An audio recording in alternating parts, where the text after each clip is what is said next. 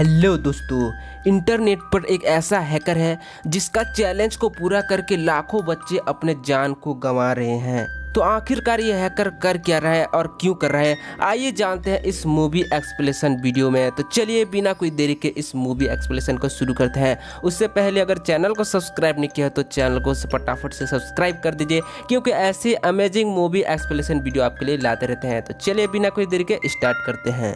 तो फिल्म के पहले सीन में हम 10 से 12 साल के बच्चे ब्रांडेड से मिलते हैं जो रात को सो रहा है। उसकी माँ चुपके से उसकी खबर लेने के लाती है। ब्रांडेड को चुपचाप लेटे देख वहां से भाग जाती है। अपनी माँ के जाने के बाद हम देखते हैं कि ब्रांडेड बिस्तर से नीचे उतरता है और चुपके से कमरे के बाहर निकलने की कोशिश करता है, लेकिन निकल नहीं पाता है क्योंकि उसकी माँ ने बाहर से ही लॉक करके चली गई है। यह देख ब्रांडेड खिड़की के सहारे बाहर निकलने की कोशिश करता है और कमरे के बाहर आ जाता है। इधर उसकी माँ मिलिंडा को देखते हैं जो इंटरनेट पर कुछ ढूंढ रही है। उसके सामने इंटरनेट पर मोबाइल फोन्स के बुरे इफेक्ट के बारे में कुछ आर्टिकल मिलते हैं जो बच्चों को डिप्रेशन, एंजाइटी जैसे न जाने कितने बीमारी दे रहे हैं। यह सब देख मिलिंडा बहुत परेशान लग रही है और उसे देख उसकी हालत ऐसी लगी है मानो जैसे उसे एंजाइटी के हार्ट अटैक आने वाले हैं। तभी ब्रांडेड वहां पर आ जाता है और आने पर अपने मॉम को ये सब इंटरनेट पर पढ़ते हुए देखता है। वो शायद वहां से जाने वाला था, तभी उसके घर के बाहर से एक हल्की आवाज सुनाई महसूस होती है। इसे फॉलो करते हुए ब्रांडेड खिड़की के पास पहुंचता है और देखता है कि घर के बाहर एक अजीब मास्क में कोई मॉन्स्टर खड़ा है जिसने काले कपड़े पहने हुए हैं और एक मास्क को पहना हुआ है। उसे देख ब्रांडेड बहुत डर जाता है। ब्रांडेड तुरंत किचन में जाता है और एक चाकू उठा लेता है ताकि खुद को डिफेंड कर सके। तभी बाहर से एक दरवाजे की खोलने की आवाज सुनाई देती है और ब्रांडेड ने आवाज को फॉलो करते हुए बाहर पहुंचता है। हम वहां मॉन्स्टर को देखते हैं जो घर के अंदर दाखिल हो चुका है। यह सब नजारा देख ब्रांडेड अंदर की ओर भागता है। उसके बाद उसकी मॉम भी देख लेती है। मिलिंडा ब्रांडेड के हाथों में चाकू देख और घबरा जाती है और समझाता है कि वह खुद को चाकू से नुकसान न पहुंचाए, लेकिन ब्रांडेड अपने सामने उस मॉन्स्टर को देख अपनी माँ की एक बात भी नहीं सुनता। मिलिंडा अपने बेटे की तरफ आगे बढ़ती है ताकि उसके हाथों से उस चाकू को निकाल पाए, लेकिन ब्रांडेड जैसे उसके सामने आता है उसे स्टॉप कर देता है और यह सीन यहीं पर कट हो जाता है। अब आते हैं आशा के फैमिली पर। आशा टीनेजर है और यूट्यूब पर वीडियो गाना डालना पसंद करती है। वो इंटरनेट पर कुछ ASMR वीडियो अपलोड कर रही थी और लगातार व्यू बढ़ने का इंतजार कर रही थी। इसी बीच आशा को उसके मॉम डैड बाहर बुलाते हैं। आशा के फैमिली में है आमिर, उसके पिताजी, ले उसकी माँ, जो आज आशा के छोटे भाई कामरान के सैक्सोफोन परफॉर्मेंस के लिए जा रहे थे। ये उनकी फैमिली आउटिंग थी और आमिर आशा को अपना फोन टेबल पर रख देने के लिए कहती है। हम देखते हैं कि उसकी फैमिली और बाकी लोग भी अपने डिवाइस घर पर छोड़कर जा रहे थे बिकॉज आज उनका नॉन डिवाइस आउटिंग होने वाला था। आशा इस बात पर प्रोटेस्ट करती है, लेकिन आमिर उसे समझाता है कि हफ्ते में कम से कम एक दिन उन्हें इंटरनेट आदि से दूर रहना चाहिए ताकि उनका मानसिक स्वास्थ्य सही रह सके। और आखिरकार उसकी माँ ले के कहने पर आशा मान जाती है और सभी लोग मोबाइल को छोड़कर कामरान की परफॉर्मेंस देखने के लिए निकल जाते हैं। उसके नेक्स्ट सीन में हम देखते हैं कि सभी लोग कामरान की परफॉर्मेंस को देख रहे हैं और काफी एंजॉय कर रहे हैं। इसी बीच कामरान के दोस्त के पेरेंट्स को भी देखते हैं जो कामरान के काफी अप्रिशिएट कर रहे थे, जो कि पढ़ाई में अच्छा होने के साथ साथ एक्स्ट्रा करिकुलम एक्टिविटी में भी आगे जा रहा था। इस बातचीत के दौरान हम आशा और उसकी दोस्त एमिली को देखते हैं जो काफी इरिटेट हो रही है। वे दोनों बहाना बनाकर बाहर निकल जाते हैं। बाहर आने पर एमिली ने अपना फोन पर एक वीडियो दिखाती है जहां उसे किसी कैसी नाम की लड़की ने कमेंट किया था। आशा की दोस्त बताती है कि कैसी थोड़ी सी एडी टाइप की लड़की है, तो इसलिए भैया उससे सावधान रहना चाहिए। दूसरी तरफ परफॉर्मेंस के दौरान एमिली के फैमिली ले और आमिर को किसी ऑनलाइन चैलेंज के बारे में बताते हैं जिसके इफेक्ट ने बच्चे खुद को हार्म कर रहे हैं। वो कहते हैं कि हाल ही में इस चैलेंज के दौरान बच्चे ने अपने मॉम पर स्टेप कर दिया। इस बात को सुनकर आमिर काफी परेशान हो जाता है और वो जान लेता है कि इस चैलेंज के दौरान शहर के कई बच्चों ने अपने आप को इफेक्ट किया है। इधर आशा और उसके दोस्त मोबाइल पर देख रहे थे। इसे देख आमिर आशा को ढूंढते हुए बाहर आ जाता है और आशा को समझाता है कि इस इंटरनेट से अपने आप को दूर रखें। आगे हम देखते हैं सब घर वापस आ जाते हैं। घर आने पर आमिर इंटरनेट के बुरे इफेक्ट के बारे में पढ़ रहा है। इसी बीच एमिली के पेरेंट्स उस न्यूज का लिंक भेजते हैं जिसके अनुसार बच्चे एक स्कैरी कैरेक्टर के चैलेंज करते हुए खुद को हर्ट पहुंचा रहे हैं। हम देखते हैं कि यह कैरेक्टर वही है है जिसने हमने फिल्म के पहले शुरुआत में देखा था। न्यूज के अनुसार इसका नाम है ग्रे मैटी। आमिर यह देख काफी चिंतित होता है। उधर हम आशा को देखते हैं जो बाहर से हवा आने पर हवा को पीछा करते हुए आगे बढ़ता है। तभी उसके पिताजी की आवाज सुनाई देती है। उसके पिताजी उसे फैमिली मीटिंग के लिए बुला रहा है। इस मीटिंग में उसके पिताजी उस ग्रीम कैटी के बारे में पूरी बात बताते हैं और कहते हैं कि हाल ही में सोशल मीडिया इंटरनेट पर काफी फेमस हुआ है, जो एक तरफ से ऑनलाइन चैलेंज है। यह मोबाइल पर वीडियो देखते वक्त अचानक से आ जाता है और आने पर बच्चों को अजीब अजीब चैलेंज करने को कहता है। बच्चे उसे देखकर अपना चैलेंज करते हैं। यह चैलेंज काफी खतरनाक रहते थे, जैसे अपने आप को चोट पहुंचाना, रात में बाहर निकलना। ये अजीब अजीब खतरनाक चैलेंज थे। इस चैलेंज को करके काफी बच्चे ने अपने आप को नुकसान पहुंचाया है। इसे सुनकर आशा और उसके भाई काफी मैनली रिएक्ट करते हैं और वो यकीन दिलाते हैं कि चाहे कुछ भी हो जाए हम ऐसे चैलेंज नहीं करेंगे और कहते हैं कि इस तरह के बेवकूफ चैलेंज कौन ही करेगा। इसे सुनकर आमिर और ले उसके सपोर्ट करना चाहते हैं। ये लेके उसका वार्निंग देना चाह रहे थे, क्योंकि आजकल के बच्चे अटेंशन के लिए कुछ भी करने के लिए तैयार हो जाते हैं। आगे हम देखते हैं कि ग्रीम कैटी काफी फेमस हो चुका है। यूट्यूब, फेसबुक, ये सभी में काफी ज्यादा वो दिख रहा है और सभी लोग जानने के लिए तैयार हैं कि आखिरकार ये कौन कर रहा है। और गौर करने वाली बात यह थी कि अब तक किसी को पता न चला था कि आखिरकार ग्रीम कैटी कौन है। और अभी आमिर और ले और परेशान हो जाते हैं, क्योंकि उसके पड़ोसी के बच्चे ने ग्रीम कैटी के अनुसार एक चैलेंज को किया और अपने आप को इफेक्ट पहुंचाया है। वे तुरंत इंटरनेट पर जांच पड़ताल शुरू कर देते हैं ताकि वे अपने बच्चों को सुरक्षित कर सके। दूसरी तरफ आशा को देखते हैं किचन में, जो अपने लिए मोबाइल से देखते हुए कुछ बना रही है। तभी उसे बाहर से कुछ हलचल सुनाई देती है। तभी वो बाहर जाकर देखती है तो उसके होश उड़ जाते हैं। वह देखता है कि उसके सामने खड़ा है ड्रीम कैटी। कई बच्चों को नुकसान पहुंचा चुका है। ड्रीम कैटी आशा पर भी हमला करना चाहता है, लेकिन आशा जोर जोर से चिल्लाती है, जिसके कारण उसके पेरेंट्स वहाँ पर आ जाते हैं। लेकिन जब उसके पेरेंट्स वहाँ पर पहुँचते हैं कि वहाँ पर कोई भी नहीं है।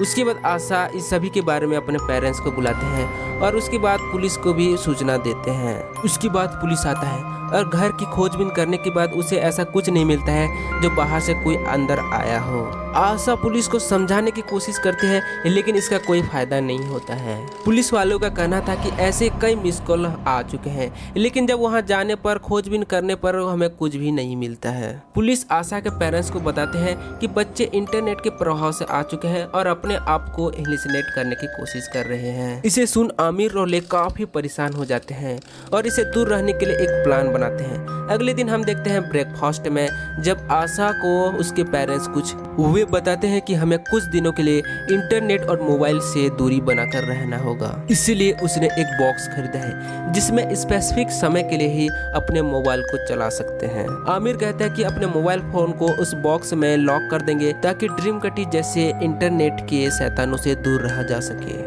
लेकिन आशा ऐसा नहीं करना चाहती, इसलिए अपने पेरेंट्स से जीत करती है और एक बार एमिली से बात करना चाहती है। लेकिन आमिर इस बात पर काफी भड़क जाते हैं और आशा के मोबाइल को छीनते हैं। लेकिन इस दौरान अजीब घटना होती है। आशा को मोबाइल के नीचे उस ड्रीम कैटी के चेहरे दिखाई देने लगते हैं। इसे देखकर आशा काफी चिल्लाती है। इसे देखकर उसके पेरेंट्स और घबरा जाते हैं और आशा और उसके भाई को इंटरनेट से काफी दूर कर देते हैं। उस रात आशा सबसे छुपकर कामरान के रूम में जाती है, क्योंकि कामरान लैपटॉप को बेड के नीचे छुपा हुआ है। आशा अपने सोशल मीडिया पर लॉगिन करती है और अपने सभी फ्रेंड से पूछती है कि ड्रीम कैटी उसे दिखाई दिया या फिर नहीं। लेकिन कामरान बताता है कि वही घटना सभी के साथ हुआ है जो उनके साथ हुआ था और उनसे सभी फोन्स उसके पेरेंट्स छीन ले हैं। इसके बारे में आशा और जानने की कोशिश करती है, लेकिन आमिर बाहर से वाईफाई को बंद कर देता है। इस बात पर ले और आमिर की झगड़ा हो जाता है। ले कहते हैं कि तुम बच्चों पर ज्यादा ही स्ट्रिक कर रहे हो। इसी बीच आशा को अपने दोस्त के साथ कांटेक्ट करना था, इसलिए वो डिटॉक्स बॉक्स से अपना फोन निकाल लेती है और अपने दोस्त से कांटेक्ट करती है। उसके बाद ली और कैस से वीडियो कॉल पर सभी मिलते हैं और ये सब चर्चा करते हैं कि सभी के पेरेंट ने उसके फोन को ले लिया है। इधर ड्रीम कैटी के नुकसान और बढ़ते जा रहे हैं। इसके लिए दूसरे दिन वे स्कूल पर चर्चा करने का फैसला लेते हैं। इधर आशा की आवाज सुन आमिर और ले नीचे उतर आते हैं और बॉक्स में देखते हैं कि आशा ने मोबाइल को ले लिया है। इस बात पर आमिर काफी गुस्सा हो जाता है और आशा को ढूंढने लगता है। इसी बीच आशा उस मॉन्स्टर को पीछे तरफ देखती है। उसे देखकर आशा काफी डर जाती है और बाथरूम की तरफ भागने लगती है और यह मॉन्स्टर आगे बढ़ता है और आशा को नुकसान पहुंचाने की कोशिश करता है। उसके बाद आशा एक चाकू लेती है और उस मॉन्स्टर पर हमला कर देती है। मॉन्स्टर थोड़ा सा घायल हो जाता है, लेकिन अगले पल में वो मॉन्स्टर आशा पर ही हमला कर देता है और आशा को नुकसान पहुंचा देता है। उसके बाद आमिर और ले पहुंच जाते हैं और जैसे ही पहुंचते हैं वहीं सिर पर आशा को ही पहुंच जाते हैं। आमिर को लगता है कि आशा भी ऑनलाइन चैलेंज के कारण अपने आप को नुकसान पहुंचा रहा है। आशा की माँ उसकी मरहम पट्टी करने लगती है और पूछती है कि आखिरकार ये क्या हो रहा है। आशा ये सोचती है कि इनको बताने से भी कोई फायदा नहीं है, क्योंकि इस बात पर यकीन नहीं करेंगे, इसलिए वो बहाना बना देती कि ऐसे ही चाकू मुझ पर लग गया, और अगर सच बता दिया तो आमिर उसे मोबाइल यूज करने से मना कर देंगे, और अपने पेरेंट्स से गुजारिश करती है कि हर हाल में स्कूल जाना चाहती है। आमिर उसके हालात को देखते हुए स्कूल नहीं भेजना चाहते थे, लेकिन ले के कहने पर वो मान जाता है। उसके दूसरे दिन हम स्कूल में देखते हैं जहाँ उसकी टीचर यह पढ़ा रही है कि इंटरनेट से कैसे दूर रहा जाए, इंटरनेट के क्या क्या नुकसान है। उस लेक्चर के बाद आशा कैसी से मिलने जाती है। कैसी बताती है कि उसी की तरह उसके पेरेंट्स ने भी उसके फोन को छीन लिए हैं और डिटॉक्स बॉक्स में डाल दिए हैं। आशा को यह बात अजीब लगती है, क्योंकि हर किसी के पेरेंट्स ऐसा ही काम कर रहे हैं। आशा और कैसे इस बात को पता लगाने की कोशिश करते हैं और दूसरे दिन वे एलिस के घर जाते हैं। एलिस के माता पिता इस शहर में नहीं है, इसलिए वही जगह ही ठीक रहेगा खोजने के लिए। उधर एलिस अपने घर में बहुत बड़ा पार्टी रखा है और उस पार्टी में सभी लोग ड्रीम कटी का मजाक उड़ा रहे हैं। इस सब के बीच आशा एलिस से अपना लैपटॉप मांगती है और ड्रीम कटी के बारे में पता लगाने की कोशिश करती है। आशा जब इंटरनेट पर सर्च करती है तो उसे ज्यादा कुछ तो नहीं मिलता, लेकिन उसे एक वेबसाइट मम्मी कटी में उसके बारे में पोस्ट मिलती है। इस पोस्ट पर देखने पर इसमें एक लेडीज थी जिसका नाम था मिलिंडा और उसके बेटे थे ब्रांडेड। इसमें पेरेंट्स गाइड के बारे में उसमें सिखाया गया था और हम देखते हैं कि ये वही माँ बेटे हैं जिसे कहानी की शुरुआत में हम लोगों ने दिखे थे। और रिसर्च करने पर पता चलता है कि मिलिंडा ने ही ड्रीम कटी के बारे में पोस्ट किया था, वो पोस्ट जो अब उसने डिलीट कर दिया। और उस पोस्ट में डिटॉक्स बॉक्स के बारे में भी लिखा हुआ था, जहां से सभी पेरेंट्स इंस्पायर हो रहे थे। ड्रीम कटी के बारे में पता चलने के बाद आशा उस मिलिंडा का घर पता लगाने की कोशिश करता है, लेकिन कहीं भी वो नहीं लिखा हुआ था। उसी बीच वो कामरान के सीक्रेट लैपटॉप में पता लगाने के लिए कामरान को कहता है। दूसरी तरफ आमिर को स्कूल से पता लगता है कि आशा स्कूल से गायब है, जिसके कारण आमिर काफी गुस्सा हो जाता है और ले को फोन करता है और घर आने के लिए कहता है। इधर पार्टी के फोटो उसके पेरेंट ने इंटरनेट पर डाल दिए थे, जिसमें साफ नजर आ रही थी आशा। इस पिक्चर को देखकर लेक और आमिर काफी चिंतित हो जाते हैं और एलिस के घर चले जाते हैं। इधर आशा ड्रीम कटी के बारे में और खोजबीन कर रहा था, तभी वो पीछे देखते कि वही ड्रीम कटी उसके सामने आ गया है। आशा इसे बचने की कोशिश करती है, पार्टी में अन्य लोगों से इसे मदद के लिए कहती है,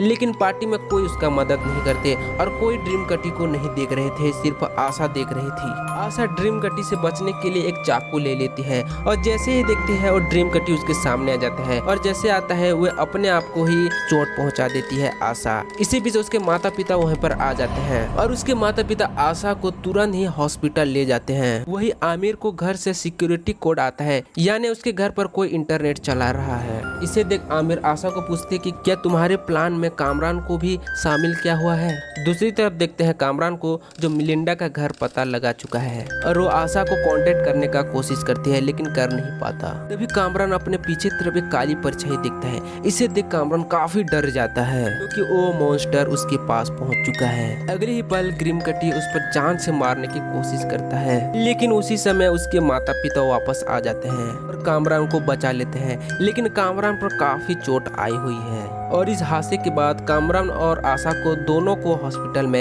एडमिट किया जाता है। अगले सीन में हम हॉस्पिटल का नजारा देखते हैं, जब दोनों भाई बहन हॉस्पिटल में एडमिट हो चुके हैं और ऐसे ही उस हॉस्पिटल में कई बच्चे भर्ती हो रहे हैं जो ड्रीम कटी के शिकार हो रहे हैं। होश आने पर ले आती है और वो कहती है कि उसे जल्द ही साइकेट्री के पास ले जाया जाएगा। इधर आशा ड्रीम कटी के बारे में अपने माँ को समझाने की कोशिश करती है, लेकिन उसकी माँ उसके बातों पर विश्वास नहीं करती है। लेकिन आशा कहाँ रुकने वाली थी, वो अपने माँ के बाहर जाने के बाद वो तुरंत लैपटॉप खोल लेती है और मिलिंडा का पता लगा लेती है और उसके घर जाने से पहले कैसी से मिलने जाती है, जहाँ उसे पता चलता है कि कैसी भी इस हॉस्पिटल में एडमिट हुई है। तो कैसी बताती है कि उसके साथ भी ऐसी घटना हुई जैसे आशा के साथ हुई थी।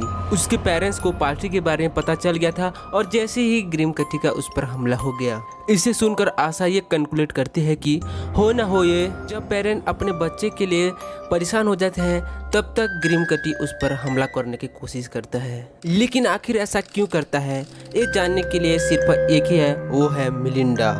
नेक्स्ट सीन में हम आशा को मिलिंडा के घर के पास देखते हैं जो डोर को अनलॉक कर रही है। उसके बाद मिलिंडा निकलती है जो थोड़ा अजीब ही लग रही थी। आशा उसे ग्रीमकटी के बारे में पूछती है लेकिन मिलिंडा उसे इसके बारे में ज्यादा कुछ नहीं बताती है। उधर मिलिंडा काफी नर्वस हो रही थी और आशा को घर जाने के लिए बार बार कह रही थी। आशा उसे स्टॉप वाली बात भी कहती है लेकिन मिलिंडा उसे ऐसे ही बात बताकर घुमा देती है और लोगों ने ऐसे ही अफवाह उड़ा दिया था, इसलिए उसको भूल जाओ। उसके बाद आशा यहाँ से जाने वाली थी लेकिन उसके घर के सामने एक पुराने कंप्यूटर को देखती है जो फेंका हुआ था और उसमें कई सारे इलेक्ट्रॉनिक डिवाइस को छुपाया गया था, मानो उससे छुटकारा पाना चाहता हो। उसके बाद आशा उस घर के अंदर चली जाती है। अंदर जाने पर आशा को लगता है कि ये ब्रैंडेड का कमरा है और उसे उसके बारे में काफी चिंतित होती है और ब्रैंडेड को खोजने की कोशिश भी करती है। उसके बाद अंदर जाने पर एक दरवाजे को खोलने पर वहाँ से एक पतला दुबला लड़का बाहर निकलता है, वो था ब्रैंडेड। इधर उसके पेरेंट्स ले को ही पता चल गया था कि आशा हॉस्पिटल से बाहर निकल गई है और जब आमिर आता है तो उसे बहाना बनाकर वे खुद आशा को ढूंढने के लिए निकल जाता है। इधर आशा जब ब्रैंडेड को देखती है तो वो कई दिनों से खाना नहीं खाया है, उसकी आंखें भी काफी सूख गई है और ब्रैंडेड कैसे करके भी थोड़ा सा बोलता है और बोलता है कि यहाँ से तुरंत निकल जाओ। आशा उसे इस हालत में छोड़कर नहीं जाना चाहती थी लेकिन उसे पीछे से एक बंदूक की आवाज सुनाई देती है। जब वह पीछे मुड़ के देखती है तो मिलिंडा उसे बंदूक को तैनात करते हुए उसके सामने खड़ी हुई है। मिलिंडा आशा को कहती है कि अपना फोन फेंक देने के लिए कहती है लेकिन आशा कहती है कि मेरे पास फोन नहीं है। मिलिंडा कहती है कि इतने यंग लड़की, इसके पास मोबाइल नहीं होगा, ये नहीं मानती हूँ। तभी आशा उसे पूछती है कि ब्रैंडेड के साथ तुमने क्या किया। इसे सुन के मिलिंडा काफी गुस्सा हो जाती है। वो कहती है कि ब्रैंडेड ने खुद को ही चोट पहुँचाया हुआ है और उसे प्रोटेक्ट कर रही है। ब्रैंडेड ने खुद को ही चोट पहुँचाया है इसलिए उसकी मदद कर रही है। इसी बीच गाड़ी की आवाज सुनाई देती है, वो थी ले अंदर आने पर मिलिंडा उसे चुपचाप उसके हवाले कर देती है आशा को। आशा अपनी माँ को ब्रैंडेड के बारे में बताती है लेकिन उसकी माँ इसकी बातों को थोड़ी सी भी नहीं सुनती है और उसे ले जाने की कोशिश करती है। गाड़ी पर जैसी आशा बैठती है साइड मिरर पर वही ग्रीमकटी को देखती है। इस बात पर आशा समझ चुकी थी कि जब तक कि उसके माँ बाप उसकी बातों पर विश्वास नहीं करेंगे तब तक कि ग्रीमकटी उस पर हमला करते जाएगा। तभी वो अपने माँ को और समझाने की कोशिश करती है कि उसने कोई भी ऐसा गलत कदम नहीं उठाया है, वो सिर्फ उस मॉन्स्टर के कहने के कारण कर रही है जो उस ब्लॉग पोस्ट पर लिखा था। आशा के इतने बार बार कहने के बाद ले को अब थोड़ी थोड़ी उस पर विश्वास होने लगती है और आशा को गाड़ी में बिठाकर वो मिलिंडा के घर की तरफ बढ़ती है और वहां जाकर ले मिलिंडा को उसके बारे में पूछती है। तभी मिलिंडा काफी नर्वस हो जाती है और मिलिंडा अपने बेटे को बाहर लाने के लिए मना कर देता है, इसलिए ले अंदर ही चला जाता है ब्रैंडेड को खोजने के लिए। ले जब अंदर जाता है तो ब्रैंडेड को फिर से दिखता है जो उस मॉन्स्टर ने उसे हवा में ही लटका दिया है। इसे देखकर वो समझ जाती है कि आशा ने जो कहा है वो सच है। मिलिंडा फिर से बंदूक उठा लेती है और उस पर तानने की कोशिश करती है क्योंकि उस मॉन्स्टर ने उसके बेटे को ही हवा में उठा लिया है। और आखिरकार मिलिंडा कबूल करती है कि उसने ही ग्रीमकटी का कहानी बनाया हुआ है, लेकिन ये मालूम नहीं था कि यह कहानी उसके ही बच्चे के लिए खतरा बनकर रह जाएगा। अब तक ब्रैंडेड अपने आप को किसी तरह बचा लिया था लेकिन यह मॉन्स्टर उस पर ही और दबा हुआ था और उसके बाद ब्रैंडेड अपने माँ पर ही गोली चला देता है और ऐसा करने पर वो मॉन्स्टर अपने आप ही चला जाता है। और इस बात का फायदा उठाते हुए आशा और ले ब्रैंडेड को बाहर ले जाते हैं। इधर कामरान को हॉस्पिटल में देखते हैं जहां उसके पिताजी हैं। कामरान अब थोड़ी थोड़ी होश आ चुका है और आमिर उसके लैपटॉप में सभी हिस्टोरी को देख लेता है और उसे काफी चिंतित होता है, इसलिए उसके दोनों भाई बहन को वो शहर से कहीं दूर ले जाना चाहता है। इधर ले हॉस्पिटल में पहुंचते हैं तभी आमिर से बताती है कि आशा ने जो कहा वो सच है और इधर आमिर का गुस्सा और बढ़ने लगता है। उसके बाद कामरान पर वह मॉन्स्टर का फिर से हमला होता है। आशा अपने भाई को बचाने के लिए अपने पिता पर हमला कर सके ताकि मॉन्स्टर का हमला कम हो सके। और आमिर को वो मॉन्स्टर हवा में उठाते हुए देख आमिर ये समझ जाता है कि ये अपने गुस्से कारण ही ये मॉन्स्टर उस बच्चे पर हमला कर रहा है, इसलिए अपने आप पर ही हमला कर देता है आमिर। और उसके ऐसा करते ही ये मॉन्स्टर अपने आप ही गायब हो जाता है। और अब नेक्स्ट सीन में देखते हैं कि आशा का परिवार अब सब कुछ ठीक है और आशा के फैमिली पर ग्रीम कटिव हमेशा के लिए जा चुकी है। आशा के पेरेंट भी उससे माफ़ी मांगते हैं क्योंकि पहले अगर उसकी बातों को सुन लेते तो ये नौबत नहीं आती। उसके बाद हम आशा को फिर से यूट्यूब पर वीडियो अपलोड करते हुए देखते हैं जहां ड्रीम कटी के पूरी कहानी के बारे में बताती है और यहीं पर फिल्म की कहानी समाप्त हो जाती है। तो दोस्तों यह वीडियो कैसा लगा हो, अच्छा लगा तो वीडियो को लाइक, चैनल को सब्सक्राइब, कमेंट में अपनी राय जरूर दें। तो आज के लिए इतना ही, मिलते हैं नए वीडियो के साथ। जय हिंद, जय भारत, थैंक्स।